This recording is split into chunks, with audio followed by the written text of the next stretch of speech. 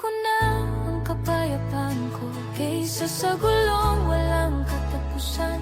Pinipili ko na ang sarili ko kaysa maubos sa walang kasiguraduhan. Hindi ko man kontrolado ang takbo ng mundo, kontrolado ko kung paano ako tutunan dito.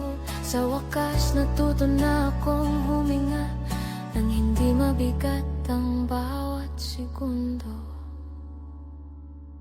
Ang sarap pala sa feeling na hindi mo na kailangang mapaliwanag, hindi mo na kailangang ipilit ang presensya mo sa pusong hindi tiyak. Ang sarap pala sa pakiramdam na tanggap mong may hangganan ng lahat.